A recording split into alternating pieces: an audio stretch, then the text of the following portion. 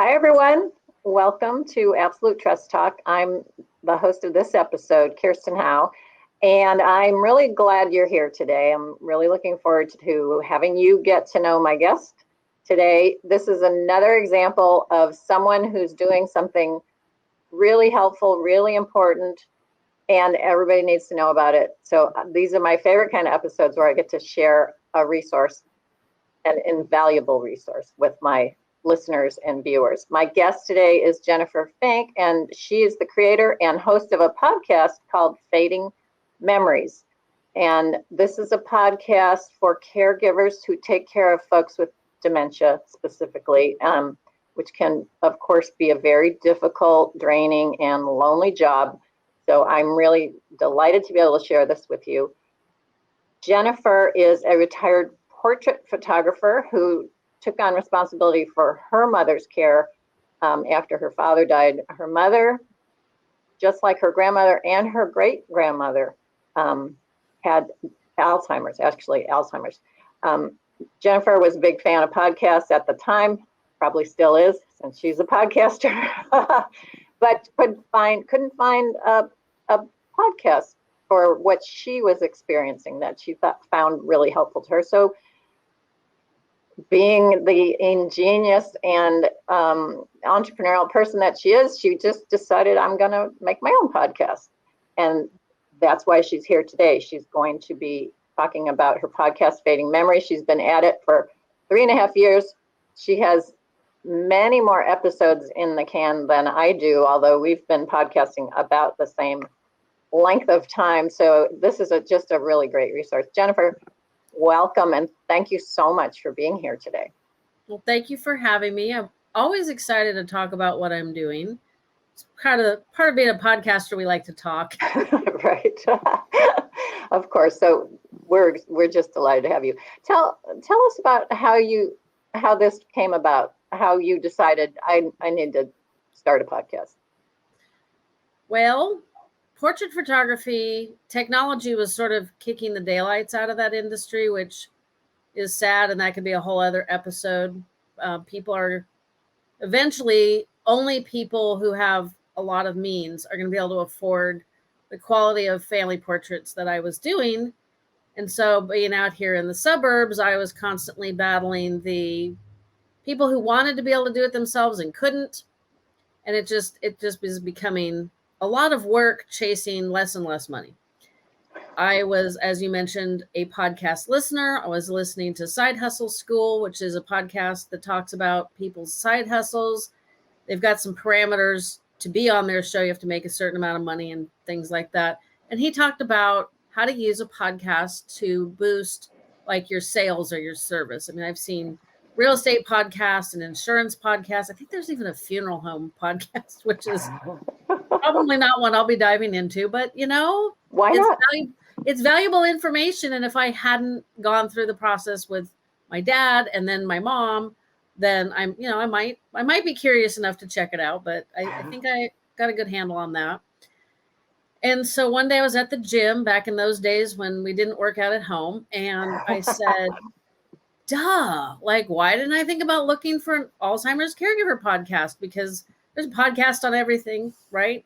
Funeral homes. Pretty much. Yeah, pretty much. And at the time, this was late 2017, there literally was one that wasn't medical or research oriented. And it just wasn't my cup of tea, which is fine. We all can't like all the same things. And so I just got this crazy idea just to do it myself. I thought I had a lot of wisdom to share.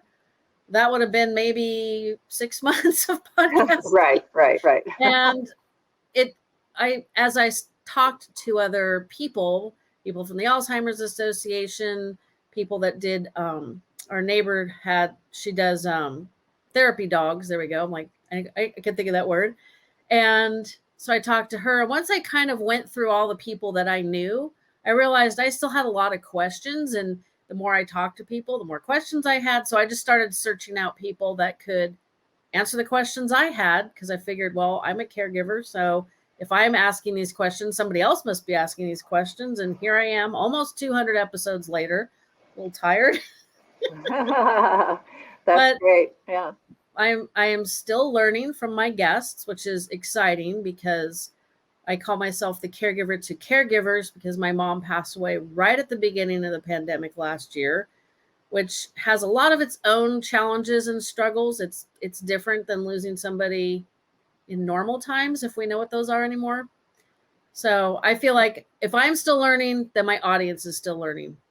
Good. And well, tell us a little more about your experience as a caregiver for your mom and her dementia, her Alzheimer's.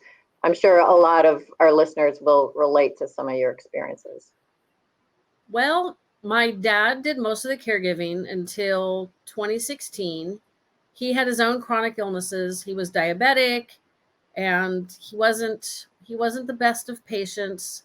So he didn't follow a diabetic diet as closely as he should have. So he just kept layering one problem on top of another.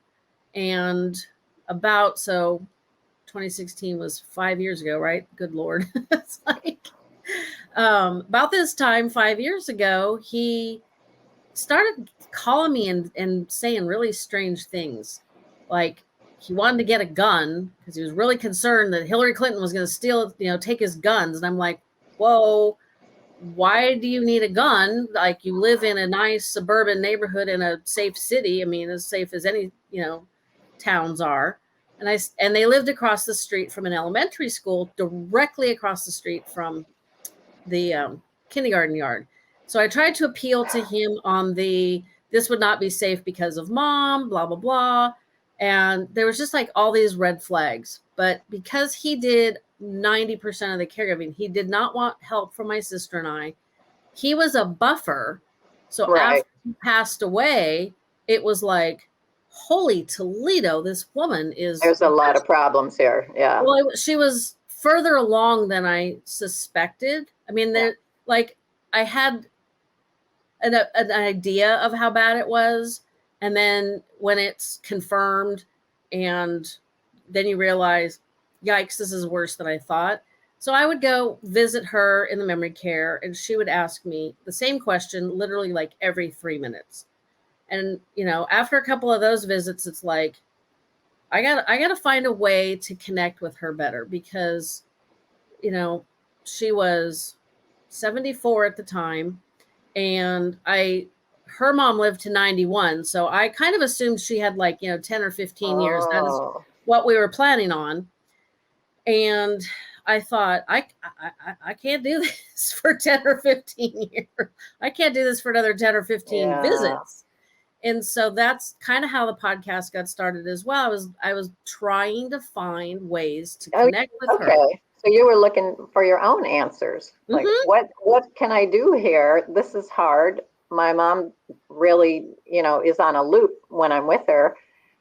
How do I break through that? Well, you did share with me when we were talking before the episode, one of the tools or techniques you discovered as a result of doing your podcast.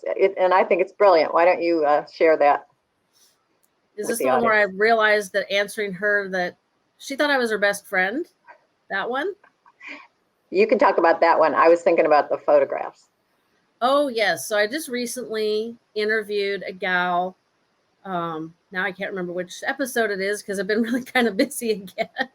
But she talked about how she used what she calls now and then photos.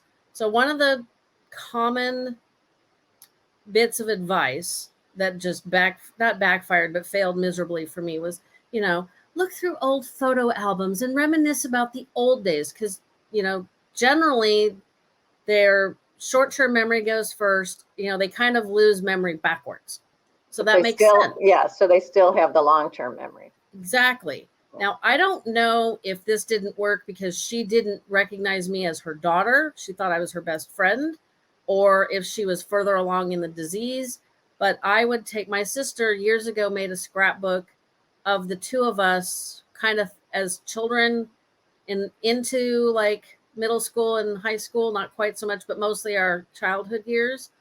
And my sister's got dark brown hair, chocolate brown eyes, olive skin, would freak out if she weighed as much as I do. And obviously I have blonde hair and green eyes and sunburn at just the thought of going outside.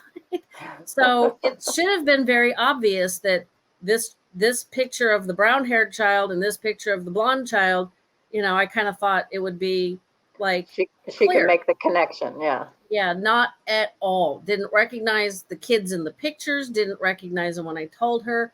So the guest that I was interviewing she says she uses a now and then. So if I had used an older picture of myself and maybe a picture of childhood and then a current picture, because one of the challenges that I gave my mom was I lost 100 pounds.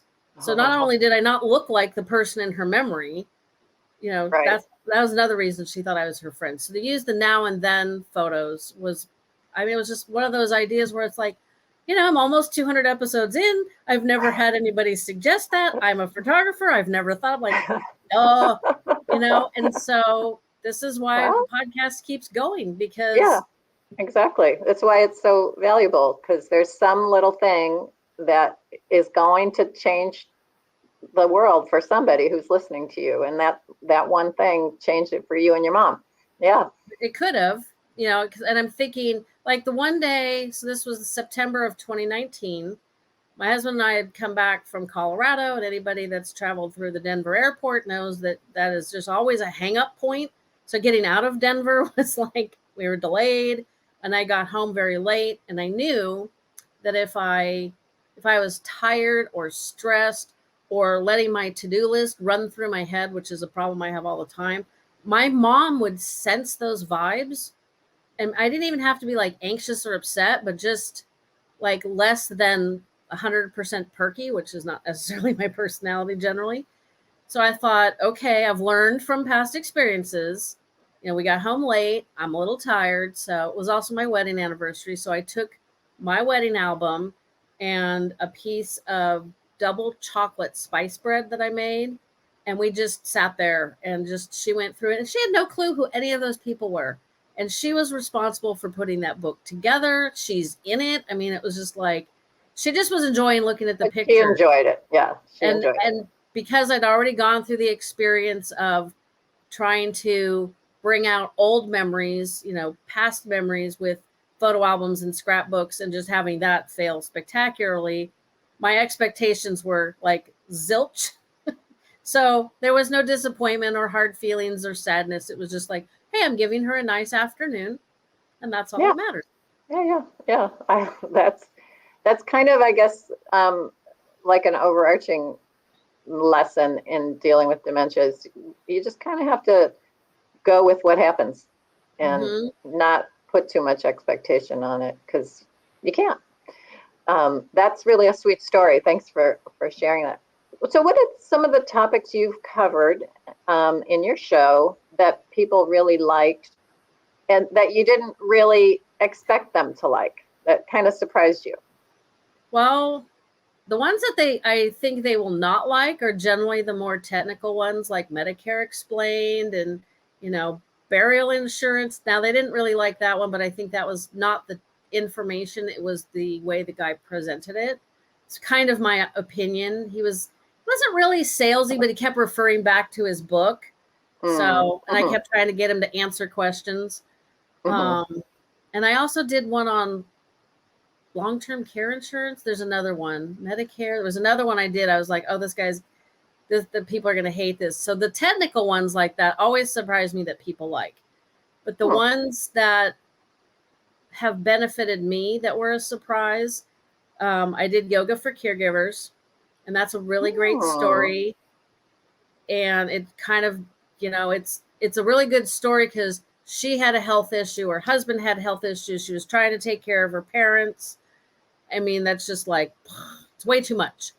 And she demonstrated like literally like 5 or 10 minute poses and practices you can do. Because, when you're a caregiver, if you got 5 or 10 minutes, that's gold. That's gold. You're not going to get an hour to get all into, get all suited up and stretched out, and then arm up and cool down. Yeah. It's like, it's like having a newborn. There's a nap, you got 20 minutes, go for it. Exactly. And to your point, like a newborn, Now you might want to sleep if they're sleeping, because sometimes your sleep is disrupted. But if you've had enough sleep and you're refreshed, then you need to take that time to do something for yourself. Ignore the laundry, the dishes, the whatevers. Take 20 minutes every day for yourself, because if you burn out, who is going to take care of your person? Who's going to take care of you? We had a medical crisis. My dad ended up in the hospital for 32 days. We had to bounce my mom between my house, my sister's house. Her sister came over and took care of her. It was freaking chaos, which is terrible for most of us. Really bad for somebody who doesn't. Someone with dementia, right? Exactly. Yeah. You don't know what's going on. She started getting hostile. The dog started getting hostile. It was not good.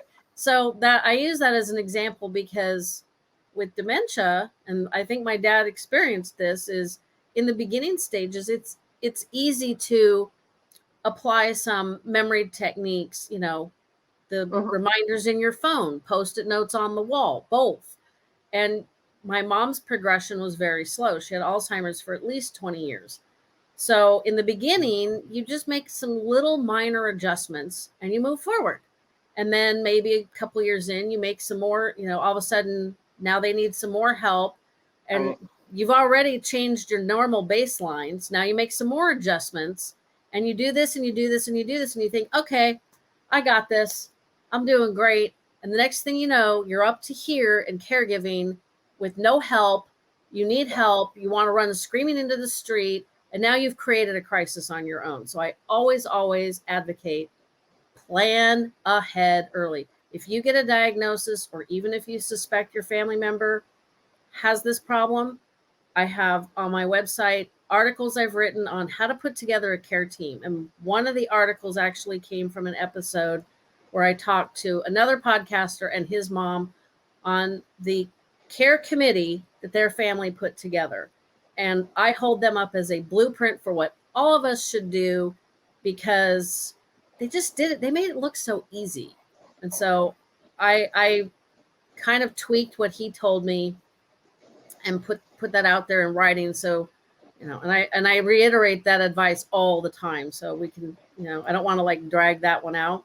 But the other episode that benefited me tremendously was the gentleman, his name is Scott Lavitt, and I talked to him about mindfulness. Now, I am not into meditation, although I probably should be. My brain doesn't shut off. It's just, and so I can't do the whole, just sit there and empty. No, it just doesn't work. And he described a technique that I used when my mom was in the hospital. Back up half a step. My mom got more and more combative. The more help she needed, the less she wanted, the less she accepted. She was battling with the caregivers. This is entirely on her. Nothing they did wrong. She fell and broke her leg. And we all know when an older person falls and breaks their leg, it's not usually good. Right. And that's what happened with my mom. So while she was in the hospital, and I'm trying to figure out, because she needed surgery to repair the leg. Anesthesia on somebody with advanced Alzheimer's is generally not a good idea. The surgeon said she'd need physical therapy with or without the surgery. And, I'm just literally my brain was just going a mile a minute. And I literally felt the explosion building up in me. It was like Mount St. Helens. And it was during the very beginning of the pandemic, which is me and the hubby here. And I knew what was going to happen. I was going to explode, come unglued, be, unhinged. We'd have a fight. The whole day was going to be horrible. And I was just and I'm fortunately had one last rational brain cell. And I'm wait, Scott said to do this. He said, when you feel a very intense emotion, stop, which I did, and say, this is what I did. Hello, anger. Why are you here? And immediately all the anger drained out of my body. And I went, I just want the best for my mom. It still makes me cry. Wow. I was I just want the best for my mom. And literally, the anger it disappeared like a Disney princess movie. It just it went away. I was holy crap, this really works. Well, There you go. That's a very, very useful tool. And you brought that to a whole lot of listeners by having him on your podcast. So Yeah, he has a really popular Facebook page, and it's like mindfulness for caregivers, I think is what it's called.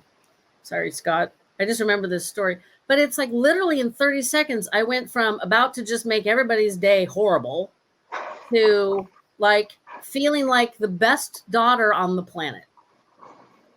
And I'm like, whoa, okay, this works. I'm happy about this. well, yeah. I mean, caregivers are very hard on themselves, right? You already were the best daughter on the planet. You just didn't realize it. I knew I was doing the best I could, but there were days when it's just like, and I think this is a very common, I don't want to say problem, but a common thought is because you're working so hard to keep them safe, to make them happy and comfortable, and you're doing all the things, and they're just getting worse and worse and worse, which is the progression of the disease. It's never going to get better. Exactly. And they're getting worse is no reflection. You could be a great caregiver or a mediocre caregiver. You could be taking care of them 24/7 at your home or visiting them once a week like I did in a memory care community. Their progression has no reflection on you. Yeah. And that's hard. That's hard to accept and to really take in. All right. So I know you've mentioned that you are kind of coming up on your 200th episode, which is very, very impressive. And that's going to come out in January? January 4th, 2022. Okay. And so you've got a really special guest for that, and that's going to be something of a surprise. So I won't let the cat out of the bag. But you also did share with me who your dream guest would be. Why don't you share that with our listeners? The dream guest and the 200th guest episode are the same person. Oh, there you go. Okay. Okay. So I can't. I'll drop a really big hint for anybody who's a caregiver. They should be able to figure this out. And we're not going to jinx it because we haven't recorded yet, but we're coming up on it in less than a month. Actually, it's a couple days shy of a month. Is if you are in the caregiving niche, there is one person who is very energetic and very fun to watch and very, very, very educational. And that's what she does. So there you go. Now I'm sure everybody knows who I'm talking about. So watch my social media, because once her recording is in the can, I'll probably start dribbling it out, little bigger clues. Bigger hints. Yeah. I'm not sure I can get bigger than that one though. Okay. So Jennifer, I also am going to point out to our listeners that your website, fadingmemoriespodcast.com, you have not only your podcast, but you've got articles. You mentioned that you have a blog. Mm-hmm. You have recipes on your website. Tell us a little bit about that. That's, to me, fascinating. Well, one challenge as somebody gets later into the stages of Alzheimer's or dementia is they lose abilities in the opposite direction of the way we gain them. So as children, we have to be fed, then we can feed ourselves with our hands, and then we need to be hosed off. And then we learn how to use specialty utensils. So that is what they lose backwards. And it's difficult to see your parent and I'm assuming your spouse. I haven't had to deal with that, so I can't say for sure. When my mom started having trouble eating, and we would cut up her food for her, or, we would help, but I didn't ever want to feed her because I just kind of felt like that's taking away what little abilities she might have left. Yeah, that's over a line. She probably would have fought me on it. So,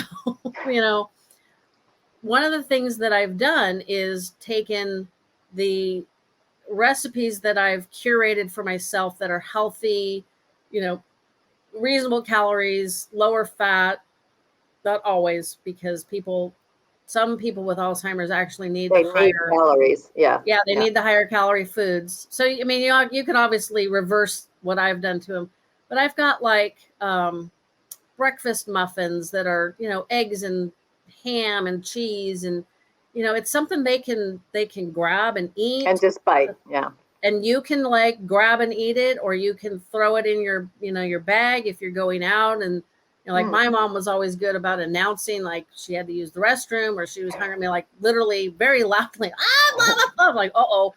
So you have to kind of carry a bag like you do with You a have to be, toddler. you got to be prepared. Right? And so I just, we're all busy. And so I kind of, when I curate the recipes, it's also so it's healthy, quick, tasty, because the rest of it is irrelevant if it doesn't taste good. But I also there's recipes that I make for myself, or we make for each other, that I wouldn't make for my mom because it might have nuts or small possible choking hazards in them. Oh, so, yeah. You gotta think that way too. If you're feeding, in essence, a toddler, yeah. And a lot of people, and I kind of grapple with this. There's a lot of the toxic positivity. It's like, they're not children, don't treat them like children. Well, yes, that's very true, but it's their abilities, like a child's abilities increase, your loved one's abilities decrease. At some point, their abilities are very similar. Now, that doesn't mean to treat, they have memories and a life, and they're adults, so you don't want to treat them like a toddler, but you also need to realize that their abilities are much like a toddler. Yeah. I struggle with it. Safety issues. Yeah. So I struggle with it because I'm not ever really sure why people say that on social media. And sometimes I ask and I don't get a response. It's like, are you saying that because somebody's, talked down to them or ignored them, talked over them? Or are you just frustrated because, your mom is eating her mashed potatoes with her hands? Like, I would prefer not to watch my mom do that. But, at one point, it's like, do you want to feed her or do you want her to feed herself? So you just have to accept that there's some changes that you have to make. And so I put the recipes out there as just kind of like a simple way of here's some, we just got an Instapot for our camping. And so now the website has got some Instapot recipes on there because that's what I'm into. I'm trying to learn how to make the thing work pretty well. Nice. And it's like, if it's a recipe, like there was one for chicken fried rice, and it's like, that sounds good. And it's something you could eat with a spoon. So it's something that, my mom could have done pretty easily, and it was healthy. So that's why I share those. Okay. All right. So I'm going to, I think that's fascinating that you have gone to the extent of adapting recipes for this group. And thank you for doing that. Okay, so I'm going to go to listener questions. Let's see, I got to scroll up to the top. Okay. Jennifer, are all of your episodes available on your website? And I'm going to repeat the website again because I haven't been doing a good job of that. fadingmemoriespodcast.com. And so the question pending is, are all of your episodes there? Or I guess, where can we find them if not? They are all there, and pretty sure all of them are, because I changed websites a little over a year ago, changed the style as one does. So there's links to Spotify, Apple Podcasts, Google Podcasts, and YouTube.